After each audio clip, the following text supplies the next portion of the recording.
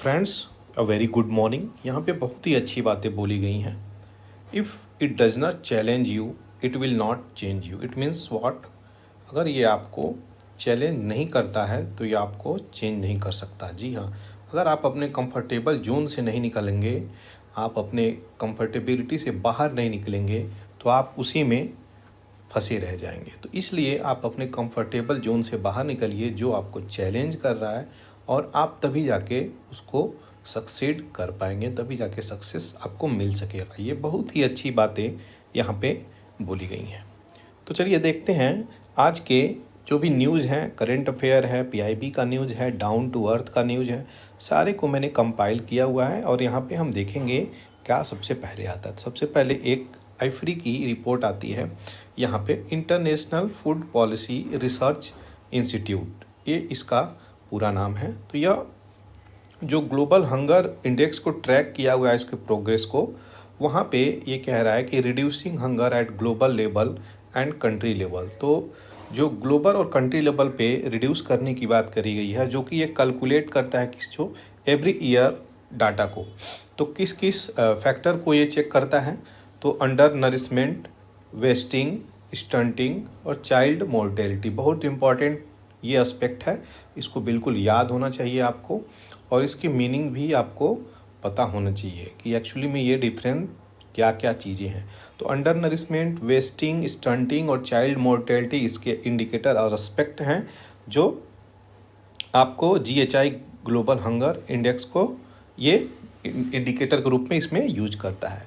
तो failure in hunger reductions and provide insight into driver of hunger. तो इस सब चीज़ में जो फेल होगा तो ये हम लोग किसकी तरफ जाएंगे? हंगर और प्रॉब्लम में हम फंसेंगे। तो इस सब चीज़ के आसपास ये सारी चीज़ें दी गई हैं। अब बात करते हैं इफ्री की बारे में। हम देख लेते हैं यहाँ पे कि इसकी स्थापना कब हुई। तो 1975 में 48 ईयर्स एगो अभी से हुई, और यह एक नॉन प्रॉफिट इंस्टीट्यूट है। नॉन प्रॉफिट इंस्टीट्यूट है, और यह किस पे फोकस करता है बात आए तो आप ध्यान दें, यह हंगर को ख़त्म करने में, पावर्टी, फूड सिक्योरिटी के लिए, एग्रीकल्चरल एस्पेक्ट के लिए, natural resources, nutrition policy analysis के लिए ये होता है। ये कहाँ पे इसका लोकेशंस है, हेडक्वार्टर? तो ये वाशिंगटन डीसी यूएसए में है, और ये ग्लोबल सर्व करता है। ऐसा नहीं कोई पर्टिकुलर रीजन पे ही हो, तो ग्लोबली सर्व करता है। यह एक इंटरनेशनल एग्रीकल्चर रिसर्च सेंटर है, जो कि फाउंड किया गया 1970s में। 70s का मतलब 70 to 80, तो इट मीन्स 75 में इसकी स्थापना हुई है। और ये किस चीज़ को टारगेट करता है, तो ये इम्पोर्टेंट है, इसको बिल्कुल भी नहीं भूलिएगा। अब चलिए देखते हैं आज के कुछ प्रश्न पे। तो ये जो नेशनल पार्क जो मैंने आपको बताया हुआ है कि प्रतिदिन एक राज्य का मैं नेशनल पार्क दूंगा, तो इसलिए ये वाला नेशनल पार्क आप बता सकते हैं नटंकी नेशनल पार्क। टांकी नेशनल पार्क ये कहाँ पे है? तो टांकी नेशनल पार्क को आप जाइए, देखिए, इसके बारे में पढ़िए और कमेंट सेक्शंस में लिखना बिल्कुल नहीं भूलिए। अब आती है जो न्यूज आई है, वो इनियोकस 2023। इनियोकस 2023 क्या है, इसके बारे में हम देखेंगे यहाँ पे और इसको समझेंगे। ये कौन सी एक्सरसाइज है, इसमें कौन कौन सी कंट्री आती हैं। तो यह एक इंडियन एयरफोर्स का पार्टिसिपेशन है, जो इनियोकस 23 इसको बोला गया है। तो multi national air exercise hosted by Hellenic air force. Hellenic मतलब ग्रीस। तो यहाँ ग्रीस जो कंट्री है आपके यूरोप में, वो इसको होस्ट किया है, जिसमें इंडिया भी पार्टिसिपेट किया है। तो मल्टी नेशनल बहुत सारे राष्ट्र इसमें पार्टिसिपेट किए हैं, और एक्सरसाइज कंडक्ट किया गया है कहाँ पे? एंड्राविदा एयर बेस पे, जो कि कहाँ पड़ता है? ग्रीस में पड़ता है। कब? 24 अप्रैल से लेके 4 मई तक ये 2023 तक चलेगा, जिसको इंडियन एयरफोर्स पार्टिसिपेट किया है। किसके साथ? 4 सुखोई MKI और 2 C-17 एयरक्राफ्ट से। तो इसका ऑब्जेक्टिव देख लेते हैं क्या है। इसका ऑब्जेक्टिव है इन्हेंस करना किसमें? इंटरनेशनल कोऑपरेशन में, अंतर्राष्ट्रीय सहभागिता में, और सिनर्जी करेगा किसके साथ? Interoperability among participating air force. तो एयरफोर्स में पार्टिसिपेशन के लिए इसका ऑब्जेक्टिव बनाया गया है। अब देख लेते हैं आगे, फाइट अगेंस्ट टीबी। एक बहुत इम्पॉर्टेंट यहाँ पे एडिटोरियल आया हुआ है, उसको हम यहाँ पे कवर करेंगे। इसकी सारी डिटेलिंग स्कीम के साथ, बैकग्राउंड के साथ आपको मैं बताऊंगा और इसके बारे में आपको सारी प्रिसाइज इन्फॉर्मेशन यहाँ पे मिलेगी। वन वर्ल्ड टीबी समिट कहाँ पे रिसेंटली होस्ट हुई है? ये वाराणसी में हुई है। क्वेश्चन पूछा जा सकता है, इसलिए इसको इम्पोर्टेंट मानिए और इसको याद रखिए। 24 मार्च को 2023 को उत्तर प्रदेश में इसकी समिट की होस्टिंग हुई है। नरेंद्र मोदी प्राइम मिनिस्टर जो हैं इसको ग्लोबल ट्यूबरकुलोसिस को एलिमिनेशंस के लिए यहाँ पे फोर्स कर रहे हैं। तो टीबी को कैसे एलिमिनेट किया जाए, इस पे एक बहुत बड़ा बातें और डिबेट निकल के आई हैं कि हम लोग कहाँ पीछे रह गए हैं जो टीबी को एलिमिनेट नहीं कर पा रहे हैं। और बात करी जाए कोविड की, तो 1-2 साल के अंदर हम लोग अच्छे से इसका टीका वैक्सीन निर्माण कर दिए, लेकिन टीबी की जहाँ बात आती है वहाँ हम लोगों का टारगेट कहाँ पे है? 2025। तो 2025 तक टीबी को एलिमिनेशन की बातें बोली जा रही हैं, लेकिन जो कमिटमेंट है, क्या उसके पीछे इंडियन गवर्नमेंट उतने डेडिकेशन से कार्य कर रही है, उतनी पॉलिसी फॉर्मुलेट और फ्रेमवर्क करके कार्य कर रही है? तो उस पे क्वेश्चंस यहाँ पे उठाया जा रहा है कि एक नया way and formulate new strategy, तभी हम इस डिजायर्ड आउटकम को ओवर कर सकते हैं, इसी प्रॉब्लम से हम निजात पा सकते हैं। तो एक नए स्ट्रेटजी के साथ हम यहाँ पे आएंगे।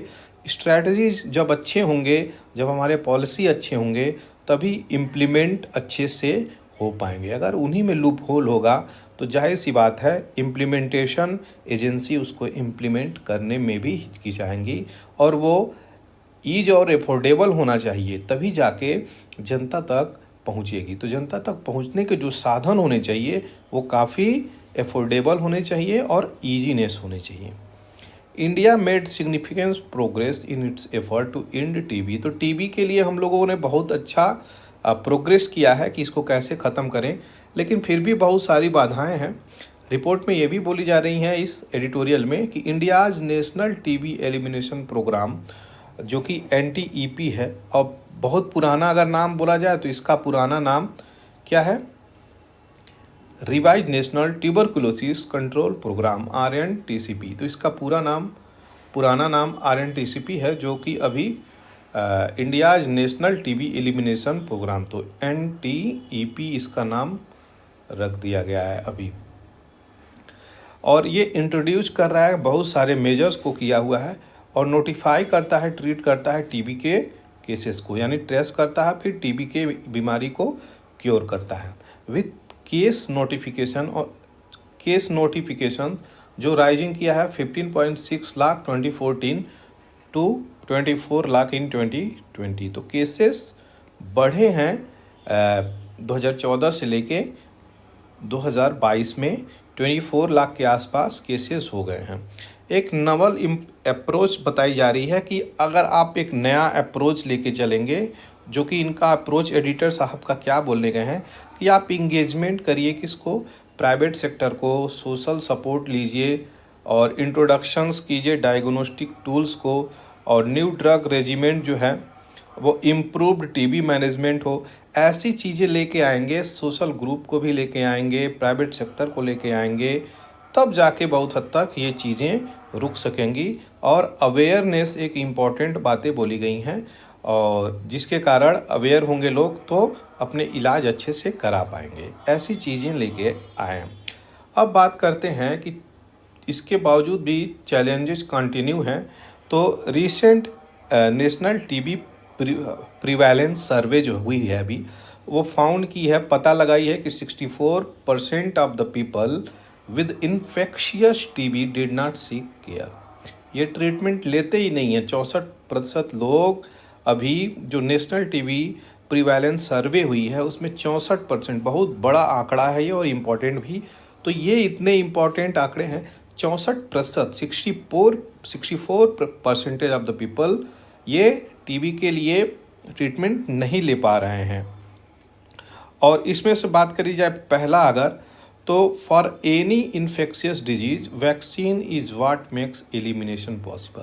अगर आपको कोई भी प्रॉब्लम आती है तो हम किसके लिए जाते हैं? ट्रीटमेंट के लिए जाते हैं और इम्यूनिटी के लिए जाते हैं। तो अगर इम्यूनिटी की बात करी जाए तो उसमें मान लीजिए वैक्सीन आती है, तो वैक्सीन आपको अगर दिया जाए तो यह एक एलिमिनेशन प्रोग्राम अच्छा होगा, जिसके कारण अभी तक बात करी जा रही है। तो हम लोग इस पर कौन सी वैक्सीन बनाए हैं?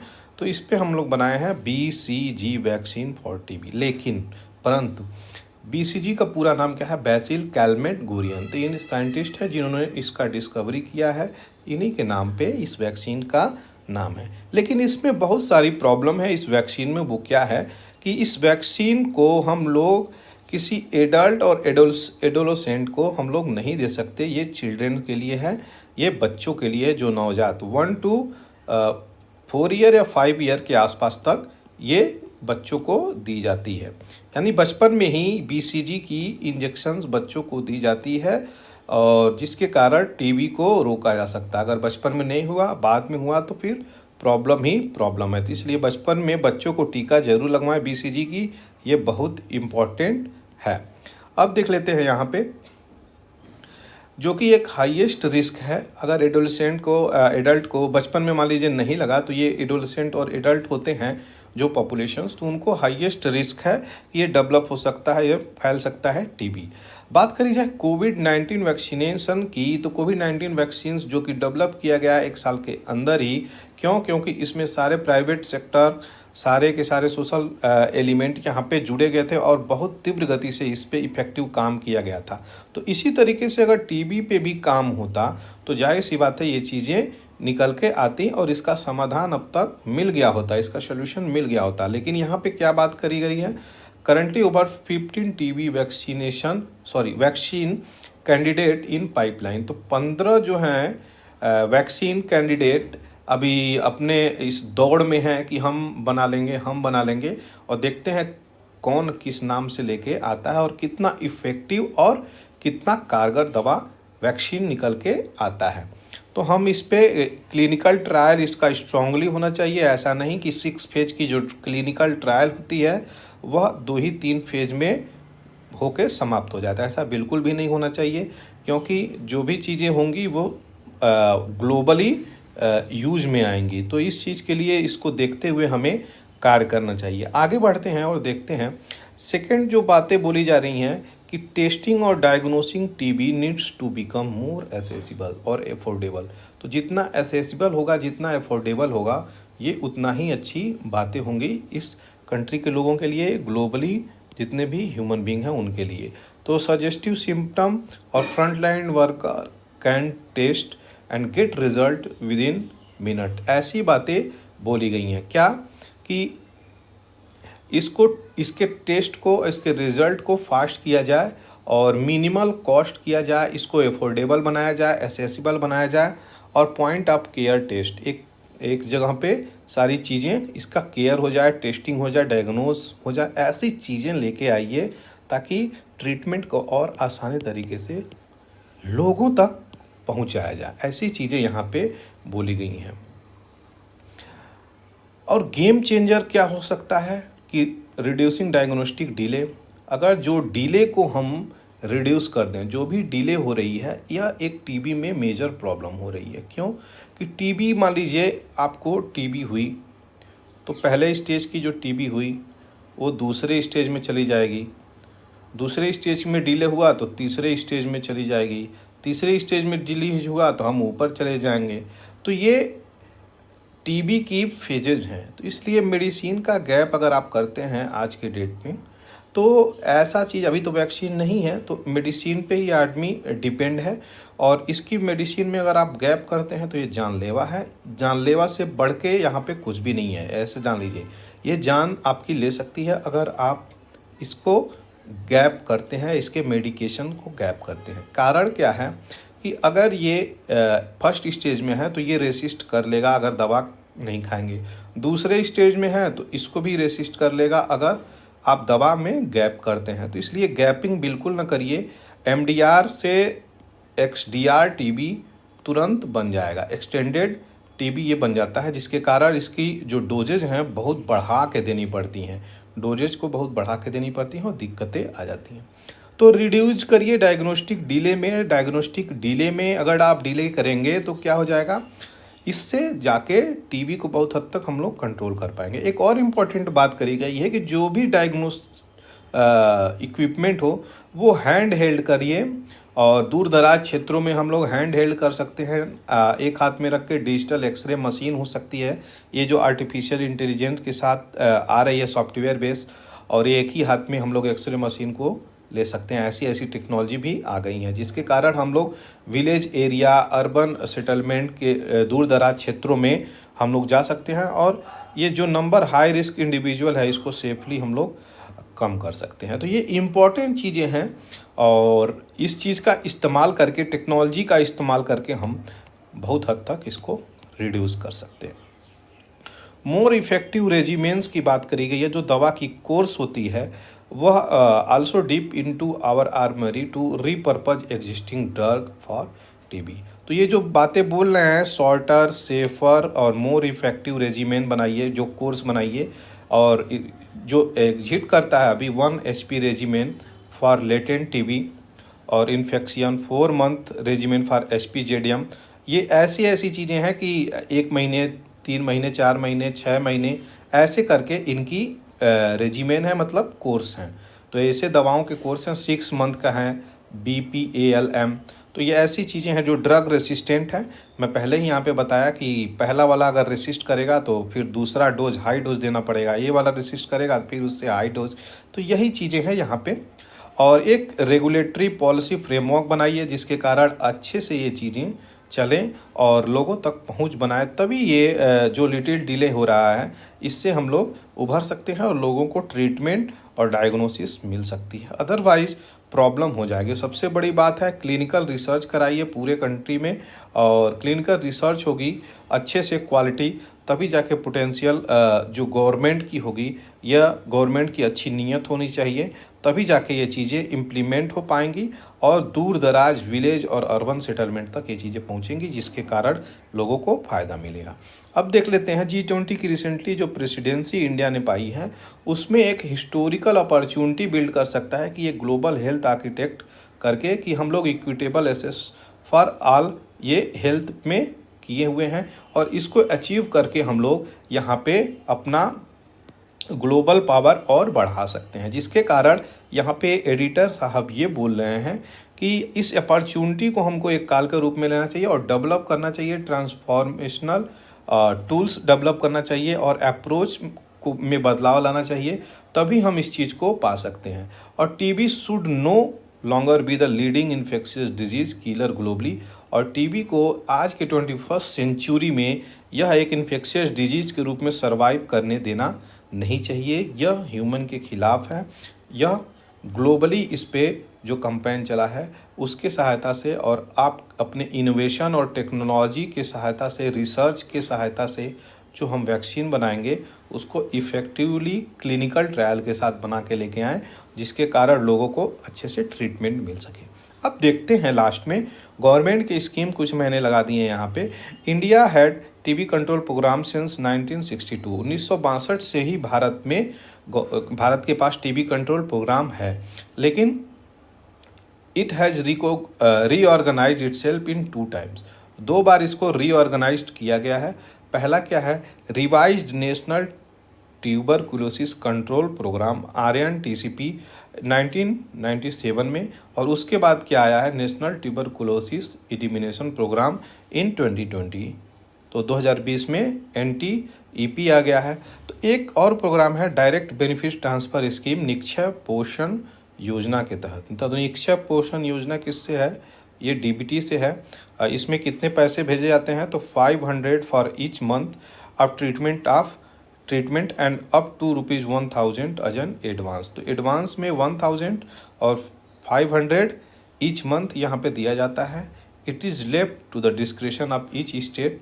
तो डिस्क्रिशनरी पावर दी गई है इस टेस्ट को, तो स्टेट के मन के मुताबिक कि whether they provide benefit in cash और काइंड, कि कैश में दे सकते हैं या फिर दवा और डायग्नोज में दे सकते हैं। तो ये स्टेट के ऊपर निर्भर करता है, ये ऐसी चीज़ें निकल के आती हैं। अब देखते हैं नई चीज़ें जो इंडिया के fighter, Indian air force, Indian defence system जो है उसके बारे में यहाँ पे निकली है, उसको देखते हैं इस एडिटोरियल के माध्यम से। Indian air force trying to keep its strength of fighter squadron as its fleet struggle with a gradual phase out of existing jets। तो भारत के जो भी प्लेन हैं वो ओल्ड हो चुके हैं मैक्सिमम, और उनको फेज आउट की बात करी गई है, उनको हटाने की बात कही गई है और अपग्रेड की बात चल रही है। कितने कंट्री से हम लोग अपने प्लेन, फाइटर जेट ये सब खरीद रहे हैं? वो है रशिया, फ्रांस हो गया। इन कंट्रीज से हम इम्पोर्टेंट चीज़ें ले रहे हैं। कौन? तो रसिया से हम लोग क्या क्या लिए हैं? रसिया से बहुत सारे हम लोग लिए हैं, सुखोई, मिग एक्सेट्रा एक्सेट्रा हम लोग लिए जा रहे हैं, राफेल। तो ये सब फाइटर जेट हम लोग ले रहे हैं, और राफेल हम लोग फ्रांस से लिए हैं, सॉरी। तो ये सारी कंट्री से हम लोग खरीद रहे हैं। तो हम लोग खरीदें क्यों? अगर आपस में अपने ही कंट्री में हम लोग मेक इन इंडिया के पॉलिसी के तहत हम लोग अगर इंडिजीनियसली डेवलप करते हैं, तो जिसके कारण हम लोगों का क्या होगा, हम लोगों की इकॉनमी, हम लोगों का रिसर्च और डेवलपमेंट पे फोकस बढ़ेगा और हम लोगों से देश खरीदेगा दूसरा। तो जिसके कारण इंडिया की जीडीपी बढ़ेगी और ग्लोबल पावर के रूप में इमर्ज होगा इंडिया। ऐसी बातें यहाँ पे बोली जा रही हैं, और ये चीज़ें ये भी बोली जा रही हैं कि इंडिया जो भी चीज़ें बना रहा है वो अपना देख के ये चीज़ बना रहा है कि हमारी रिक्वायरमेंट क्या है, लेकिन हमें जो चीज़ें बनानी चाहिए वो समय को देख के, टाइम को देख के, कि अभी जो रिक्वायरमेंट है वो किस चीज़ का है, और उस पे ज़्यादा फोकस करके हमें मैन्युफैक्चरिंग करना चाहिए। और quality manufacturing is very important for the development of any country. इसलिए जो भी हम लोग फाइटर जेट बना रहे हैं उसको होपफुली इंडिजिनियसली मैन्युफैक्चर करें, और जिसके कारण अपने देश का भी विकास होगा। यहाँ पे ऐसी बातें बोली गई हैं। जो फेज आउट करने की बात आपको बोला हूँ, वहाँ पे ये ध्यान दिया गया है कि 31 स्क्वाड्रन और मिग 21 इसको 2025 तक फेज आउट करने की बात करी गई है। Jaguar Mirage 2000, MiG 29 will begin go out by the end of this decade. तो इस डिकेड तक मिग 29, मिराज और जगुआर इसको एंड करने की बात करी गई है। ऐसी चीज़ें निकल के आ रही हैं। मिग 29 इंडक्टेड, ये 1980s में भारत में इंडक्ट किया गया था इंडियन एयरफोर्स में। तो ये चीज़ें आप ध्यान में रख सकते हैं। और इसकी जो will start going out by the early 2040। तो ये जो मिग 29 वाले हैं ये अर्ली 2040 तक फेज आउट हो जाएंगे, होने की संभावना है। कुछ सुखोई 30 भी इसमें से बाहर निकल रहे हैं, जो पुराने हो चुके हैं उनको भी हटाया जा रहा है। तो ये बहुत ज़रूरी है, क्योंकि वर्ल्ड पावर जो है एक शिफ्ट हो रहा है। अभी देखिए वेस्ट एशिया की बात करी जाए, आज एक अच्छा एडिटोरियल है उसको मैं कवर करूँगा अभी। तो वेस्ट एशिया पे जो शिफ्टिंग हुई है चाइना के द्वारा, सऊदी अरेबिया, ईरान, यूएई और ये सारी चीज़ें, यमन, ये वेस्ट एशिया में एक शांति के रूप में अभी देखा जा रहा है, जिसके कारण एक डिप्लोमेटिक विक्ट्री है वर्ल्ड में पूरी। तो डिप्लोमेसी जो चली है वो एक इम्पॉर्टेंट रोल प्ले करी है। तो इसीलिए जो शिफ्टिंग हो रही है कहाँ पे, वेस्ट एशिया में, तो हमको कहीं ना कहीं अपने आर्म्स एंड इम्यूनिशंस, चाहे हो एयरफोर्स, नेवी हो, मिलिट्री हो, कोस्टल गार्ड हो, सारे के सारे फील्ड में अपने आप को अपग्रेड रखना है। क्योंकि हम लोगों के दोनों साइड हमारे एनिमी कंट्री हैं, एक तरफ चाइना है, दूसरी तरफ पाकिस्तान है। तो ये प्रॉब्लम भविष्य में ना हो, इसलिए इस चीज़ से हम लोग अपडेट रहें, हम तैयार रहें, रेडी किसी भी प्रॉज और कॉन्स के लिए। आईएएफ का टोटल कॉन्ट्रैक्ट जो हुआ है, a deal to procure 12 additional Sukhoi MKI और रिप्लेस करेगा 1 lost in accident as well as 21 additional MiG 29 from Russia has been stuck. तो ये मिग 29 का भी जो डिमांड है वो अभी फंसा हुआ, देखते हैं कब तक क्लियरेंस आती है इसकी। IAF Indian air force chief air marshal जो हैं वी आर चौधरी ने बताया है कि even with light combat aircraft MK1A, LCA, MK2 and MRFA we will still be at 35-36 squadron by the middle of next decade. तो अगले डिकेड यानी 40s तक बात करी जा रही है, 40s तक हम लोग 35-36 स्क्वाड्रन के आसपास रख सकेंगे, जिसके कारण ये एक बहुत बड़ी बात है। तो इस चीज़ को हम लोगों को देखना है कि कैसे हम अपनी इंडिजिनस एयरक्राफ्ट को आगे ले सकते हैं। तो लाइट कम्बैट एयरक्राफ्ट LCA जो हाल बना रहा है अभी HAL, वो एक इम्पॉर्टेंट चीज़ है और उसको हम लोग आगे ले जा सकते हैं। यहाँ पे बात करी जा रही है फरवरी 2020 की। तो डिफेंस मिनिस्ट्री साइन की है 48,000 करोड़ की डील किसके साथ, हाल के साथ, जो कि मैं आपको बोला LCA MK1 light combat aircraft है और ये MK1A है। यह एक पावरफुल है। MK2A भी यहाँ पे आता है, MK1A MK2A। तो MK2A यहाँ पे मैं आपको बताया, यहाँ पे देख सकते हैं। हाँ, तो MK2A यहाँ पे है।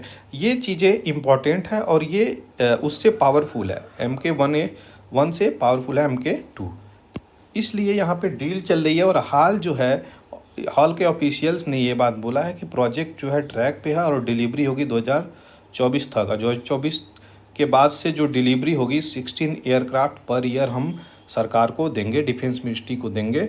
और लास्ट मंथ में हाल इनोग्रेट किया है 3rd LCA असेंबली लाइन।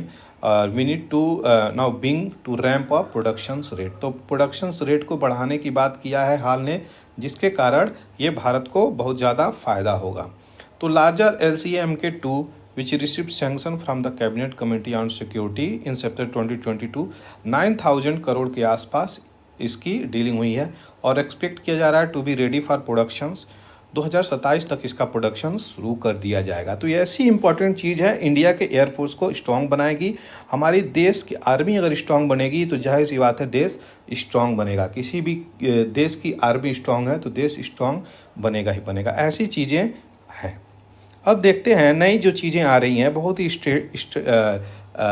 ही एक नया इन्फॉर्मेशन आया है रिसेंटली, पूरा वर्ल्ड को चकित कर दिया है ये चीज़ें, ये इन्फॉर्मेशन, ये रिपोर्ट।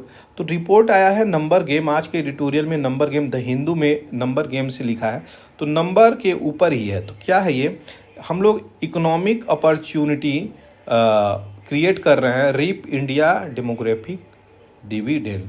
तो जो इंडिया की पॉपुलेशन है, डेमोग्राफिक डिविडेंड है, पॉपुलेशन को डेमोग्राफिक डिविडेंड भी बोला जा सकता है, क्योंकि अगर पॉपुलेशन स्किल्ड हो तो उसको एक डिविडेंड के रूप में जाना जाता है, क्योंकि स्किल्ड पॉपुलेशन किसी भी कंट्री की इकोनॉमी और GDP और प्रोग्रेस के लिए डायरेक्ट रिस्पॉन्सिबल होती हैं।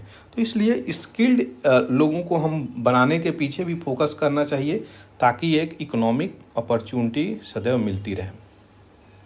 एक रिपोर्ट आई है यहाँ पे, state of world population report. मेरा क्वेश्चन आपसे यहाँ पे ये रहेगा कि ये रिपोर्ट निकालता कौन है? अगर आपको पता हो तो कमेंट सेक्शन में ज़रूर बताएं और लिखें, जिससे आपको ये चीज़ें याद हो जाएंगी।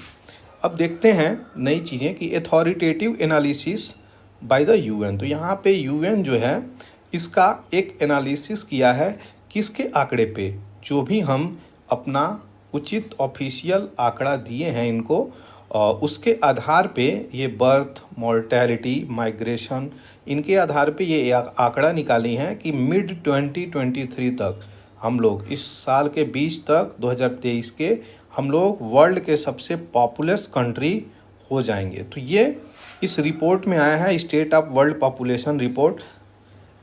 इसमें ये बातें बोली गई हैं। आगे देख लेते हैं, इंडियाज पॉवर्टी और state inability to improve average standard of life.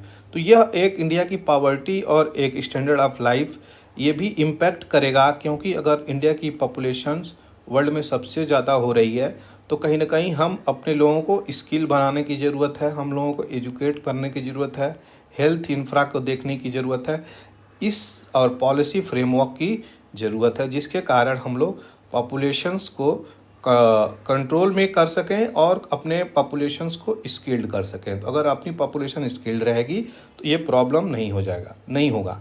बात करी जा रही है स्टेरिलाइजेशन प्रोग्राम की, तो जो वायलेंटली कंप्रोमाइज़ किया गया था लोगों की डिग्निटी और फ्रीडम के साथ, जो कि गलत था। बात करी जा रही है ये लगभग 1975 जब देश में इमरजेंसी इंदिरा गांधी जी के द्वारा लगा दी गई थी, तो ये डायरेक्ट लोगों को पकड़ पकड़ के बधियाकरण हो रहा था। ऐसी चीज़ें यहाँ पे मेंशन है। तो स्टेरिलाइजेशन प्रोग्राम जो चली गई थी डायरेक्ट कि देश की जनसंख्या को घटाना है, यह एक डायरेक्ट लोगों के फ्रीडम पे अटैक था, जो कि गलत है। ग्लोबलाइजेशन बात करी जाए, इंडिया एक ओपनिंग अप अपनी इकॉनमी को खोला था 1990 में, जो कि एक अनटैप्ड मार्केट था और इंडिया की पॉपुलेशन एक एडवांटेज के रूप में लोगों को दिखी थी। तो यह एक बात है कि डेमोग्राफिक डिविडेंड सच में ये हो सकता है, और अगर हम इसको स्किल्ड करते हैं। India numbers are behind the skilled, India का जो नंबर है स्किल्ड लेबर के बहुत पीछे है, और unskilled labour work power force Asia, West Asia और अफ्रीका में जाके शिफ्ट होती हैं, वहाँ पे उनको कुछ रोज़गार मिल जाता है। ऐसी चीज़ें ये हैं। अब relative prosperity the enable to solve India crisis, जो भी इंडिया की रिलेटिव प्रॉस्पेरिटी उसके साथ भी वह इस क्राइसिस को तो सॉल्व नहीं कर सकती। इकोनॉमिक इनइक्वालिटी बढ़ेगी ही बढ़ेगी, लेकिन हमें किस पे ध्यान देना चाहिए? इंडिया का पॉपुलेशन ग्रोथ एक प्रकार से स्लो हो रहा है अभी जो है, क्योंकि हमारी टोटल फर्टिलिटी 2 के आसपास पहुंची है, तो जिसके कारण ये एक अच्छी बात है।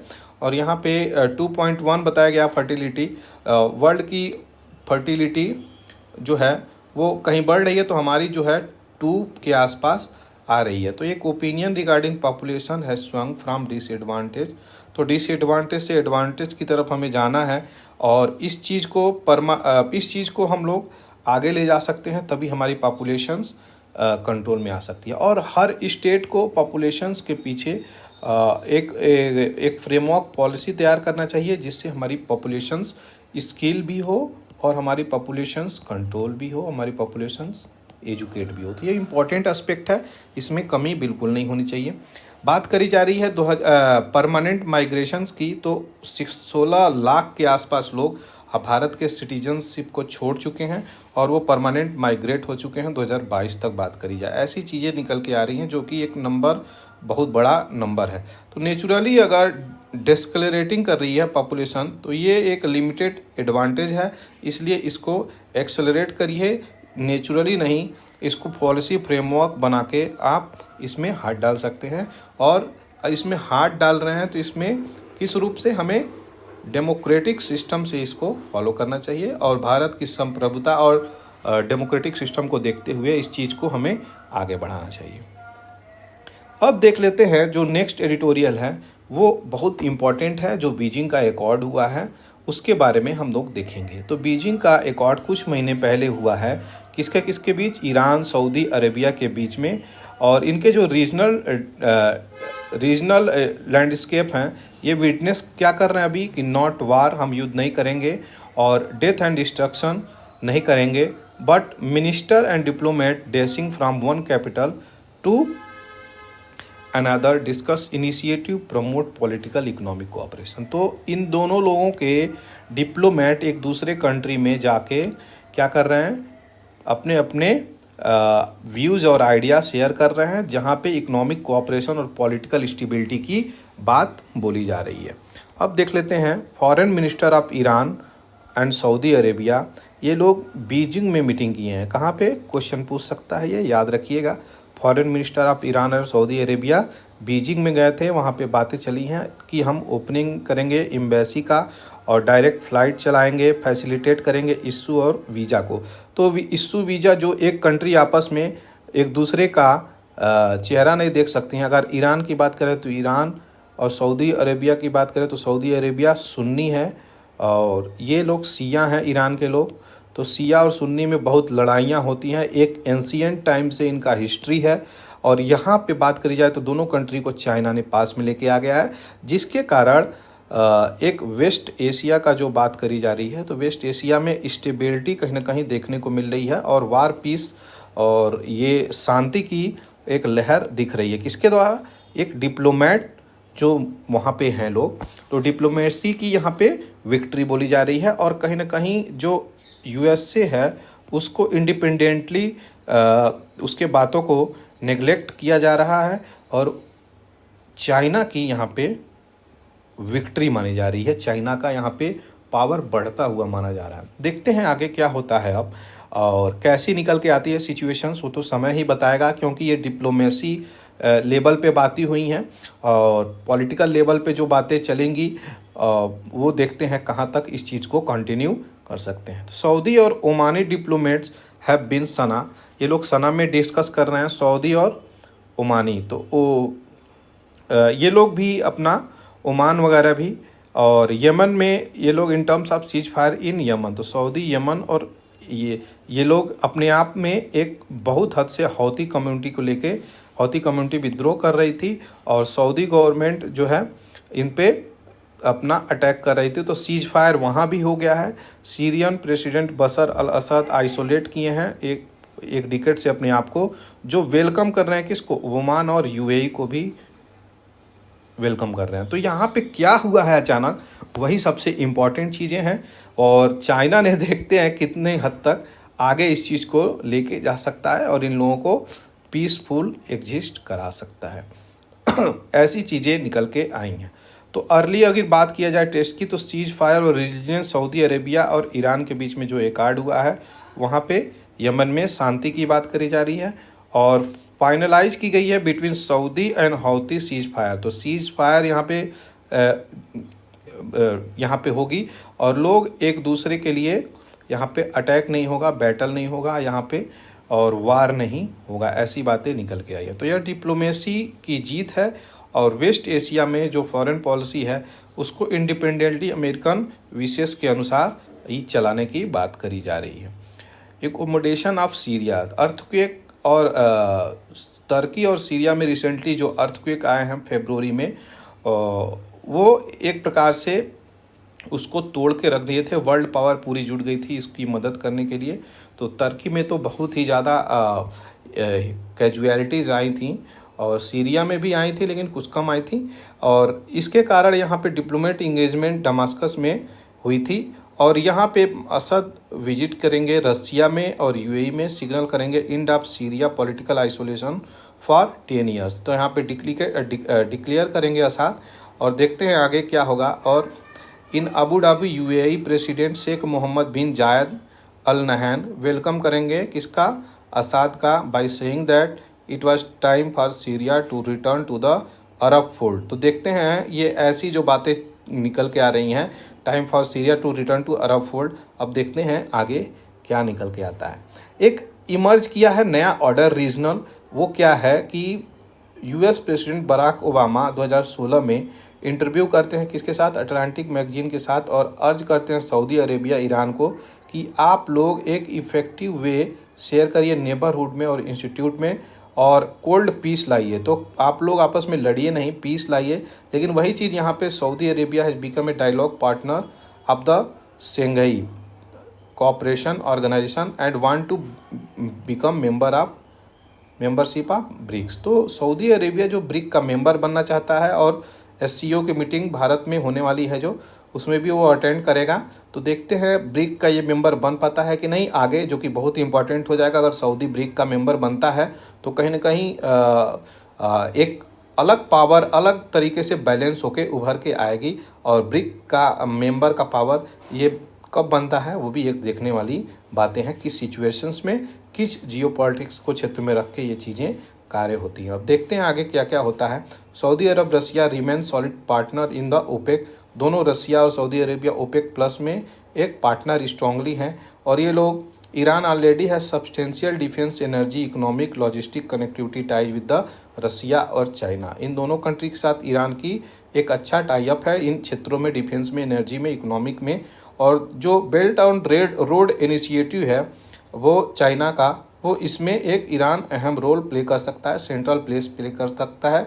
और बात करी जाए अगर नॉर्थ साउथ ट्रांसपोर्ट कॉरिडोर की, जो मॉस्को तक कनेक्टिविटी रखती है इंडिया की, इंडिया के गुजरात से लेके 7200 किलोमीटर तक ये चीज़ें फैली हैं। अब देखते हैं इसको कहाँ तक हम लोग ले जा सकते हैं और कहाँ तक इनकी बेल्ट एंड रोड इनिशिएटिव इस चीज़ को इम्पैक्ट करती है, क्योंकि ये इन्हीं के कंट्री के आसपास, इन्हीं के सी ओशियन से निकल के आएगी और जाएगी। The development poses two scenario, one West Asian cooperative order founded by diplomat engagement. और ये चीज़ें जो हुई हैं वो डिप्लोमेट एजेंट के द्वारा हुई हैं। और देखते हैं China can be expected the centre of much of the diplomacy activity. अब देखते हैं चाइना कहाँ तक इस चीज़ को आगे लेके जा सकता है, यह एक बहुत इंपॉर्टेंट क्वेश्चंस रहेगा। अब देखते हैं नेक्स्ट यहाँ पे कुछ पीआईबी का मैंने न्यूज़ डाला हुआ है जो कि इम्पोर्टेंट है। रीनेमिंग ऑफ चीता इंट्रोड्यूस फॉर फ्रॉम नामीबिया और साउथ अफ्रीका। नामीबिया का आप कैपिटल लिख सकते हैं, साउथ अफ्रीका का कैपिटल लिख सकते हैं, आपको हमेशा याद रहेगा। यहाँ पे यहाँ से कंट्री से साउथ अफ्रीका से 12 चीता, नामीबिया से 8 चीता ये देश में लाए गए हैं। किस नेशनल पार्क में, किस राज्य में है, तो ये कूनो नेशनल पार्क में लाए गए हैं। कूनो नेशनल पार्क कहाँ है, ये मध्य प्रदेश में स्थित है। यहाँ पे इसके हैबिटेट को बनाया गया है, इन लोगों को ट्रैक करा जा रहा है। इसकी सारी की सारी इंफॉर्मेशन 24/7 इनको ट्रैक करके देखा जा रहा है कि ये हेल्दी हैं कि नहीं है। तो अभी कुछ जो चीता हैं वो बच्चे भी दिए हैं, तो 2-3 बच्चे हुए हैं इन लोगों को, ये बच्चे हेल्दी भी हैं। यह सब चीज़ें यहाँ पे मैं आपको इसलिए बता रहा हूँ कि इसका इस्तेमाल आप किसी भी रूप में कहीं पर भी कर सकते हैं। तो ये इंपॉर्टेंट क्वेश्चंस है, ये फैक्ट्स फिगर्स के रूप में स्टेट पीसीएस में क्वेश्चन पूछ सकता है, इसलिए मैंने डाला है। अब नेक्स्ट देख लेते हैं, ये मौलिंग नेशनल पार्क और नामढापा नेशनल पार्क, ये दोनों नेशनल पार्क कहाँ पे हैं, तो मैं आपको बता दूं ये दोनों आपके अरुणाचल प्रदेश में स्थित हैं। ये दोनों नेशनल पार्क अरुणाचल प्रदेश में स्थित हैं। अब देखते हैं कल के जो क्वेश्चंस थे वो क्या थे। तो यहाँ पे persistent deficit budget year after year, which action of the following can be taken by the government to reduce deficit. Deficit को रिड्यूस करने के लिए हम कौन से एक्शन लेंगे, यहाँ पे उसी की बात करिएगा। तो देखते हैं, रिड्यूसिंग रिवेन्यू एक्सपेंडिचर, बहुत सही। इंट्रोड्यूसिंग न्यू वेलफेयर स्कीम, तो नया वेलफेयर स्कीम में हम लोग पैसा खर्च करेंगे, जब डेफिसिट हम लोग घाटे में चल रहे हैं तो पैसा कैसे खर्च करेंगे, तो ये यहीं पे गलत हो जाएगा। रैशनलाइजिंग सब्सिडी, जो भी सब्सिडी दे रहे हैं उसमें कमियां करेंगे, तो ये सही बात हो सकती है, ये रैशनलाइज अगर हम करेंगे। तो रिड्यूसिंग इम्पोर्ट ड्यूटी, ये ऐसी चीज़ें हैं, इम्पोर्ट ड्यूटी कर देंगे तो हमारे पास पैसा कहाँ से आएगा, ये गलत है। तो ये option C is the right answer, 1 और 3 is the right answer. Next question देख लेते हैं, which of the following is are indicators used by IFPRI to compute the global hunger index. अभी जो आपको रिसेंटली मैं इफ्री का क्वेश्चन पढ़ाया वहीं से ये क्वेश्चन है। तो यहाँ पे देख लीजिए, under nourishment, child stunting, child mortality, ये तीनों मैंने आपको पढ़ाया और ऑप्शन इसका सी जाता है, 1 2 3 इज द राइट आंसर। तो यहाँ पे आप देख सकते हैं ग्लोबल हंगर इंडेक्स। पहले तो आपसे मैं ये क्वेश्चन पूछूंगा यहाँ पे एक और, कि ग्लोबल हंगर इंडेक्स कौन निकालता है, इसका आप कमेंट सेक्शन में जाके नाम लिखिए। तो यहाँ पे गलती हो गई मेरे से, चलिए मैंने यहाँ पे मेंशन कर दिया यार, कोई नहीं। Concern and world wild and wealth hunger life इसको निकालती है और एवरी अक्टूबर इसको निकाला जाता है। हंगर इंडेक्स मेजर करता है कंट्रीज के परफॉर्मेंस किस इंडिकेटर पे, 4 इंडिकेटर पे, और वो इंडिकेटर कौन कौन है, तो under nourishment, child wasting, child stunting और चाइल्ड मोर्टेलिटी। तो ये चारों चीज़ें हैं, इन चीज़ों पे ये निकालता है।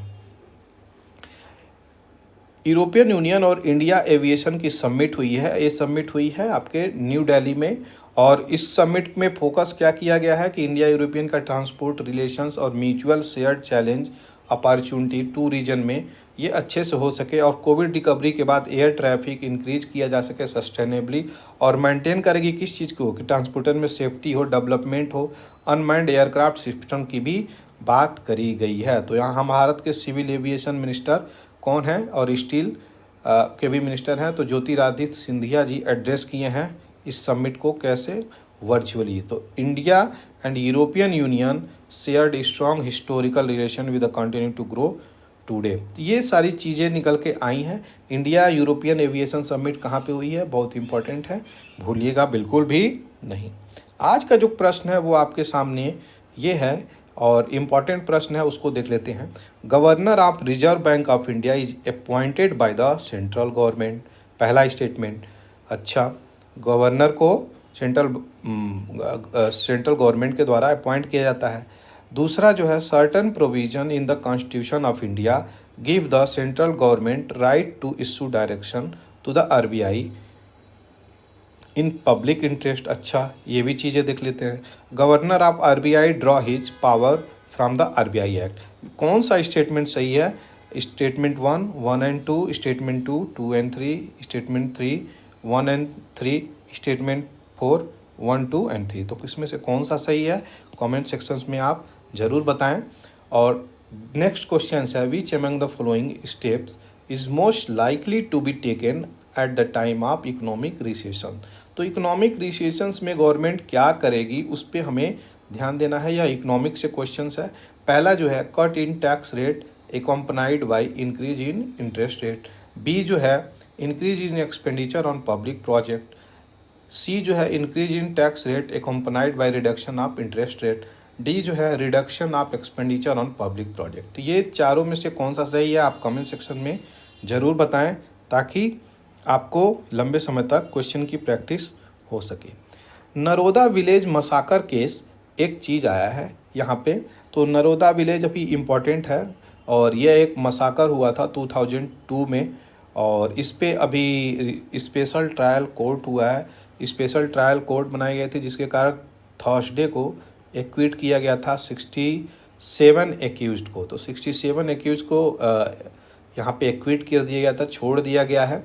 और जिसमें कौन कौन से हैं, तो गुजरात के मिनिस्टर माया कोदनानी जी हैं, और बजरंग दल लीडर बाबू बजरंगी हैं, और फार्मर विश्व हिंदू परिषद लीडर जगदीप पटेल हैं। तो इन लोगों को नरोदा ग्राम विलेज मसाकर 2002 में जो हुआ था, जिसमें 11 मेंबर माइनॉरिटी कम्युनिटी के लोगों को मार दिया गया था। वह एक इम्पॉर्टेंट चीज़ें हैं, इशू हैं, जिनको 67 लोगों को यहाँ पे छोड़ दिया गया है। Total 86 accused were named in the first information report. FIR में 86 एक्यूज का नाम चढ़ा गया है, जो कि चार्जशीट बनाई गई थी, और जिसमें से 18 के लोग ट्रायल के समय में ही मृत्यु हो चुकी है। तो यह एक इम्पॉर्टेंट चीज़ें हैं। और कुछ कॉमन एक्यूज भी इस केस में थे। अनादर केस, नरोदा पटिया इन 97 मुस्लिम वेयर किल्ड। तो जो नरोदा पटिया का ये नया केस था, उसमें 97 मुस्लिमों की हत्या हुई थी। और नरोदा पटिया केस में trial court had convicted former minister Maya Kodnani. तो इसमें 97 लोगों का जो मुस्लिमों की हत्या था, उसमें माया कोदनानी और बजरंगी दल के बाबू बजरंगी को और 4 अदर लोगों को प्राइम एक्यूज माना था, जिसके कारण उन लोगों को लाइफ टाइम इम्प्रिजनमेंट कोर्ट दिया था। तो Gujarat high court subsequently acquitted अभी कोदनानी को, और हुआ sentence to life imprisonment until death. तो इनको लाइफ इम्प्रिजनमेंट था, लेकिन अभी नरोदा विलेज केस जब सुनवाई हुई तो वहाँ के बीजेपी प्रेसिडेंट अमित शाह वहाँ पे इनको डिपोज किए हैं, इनको बैकिंग किए हैं। और कोर्ट इस फाइनल हियरिंग में अमित शाह ने इनको इंडोर्स किया कि कोदनानी जो है इनको दावा करती है कि वहाँ पे वो मौजूद नहीं थी। उस समय यह सीन क्राइम पे मौजूद नहीं थी, यह लेजिस्लेटिव असेंबली में थी। ऐसी चीज़ें यहाँ पे निकल के आ रही हैं। तो देखते हैं क्या होता है आगे। अगर आगे कुछ होता है तो हम लोग देखेंगे। ये कल का आंसर था। अगर आपको ये चीज़ें अच्छी लगी हों, ये सारी इन्फॉर्मेशन अच्छी लगी हों, तो लाइक, शेयर और सब्सक्राइब करना बिल्कुल नहीं भूलें। थैंक यू फॉर वॉचिंग पूरा एकेडमी।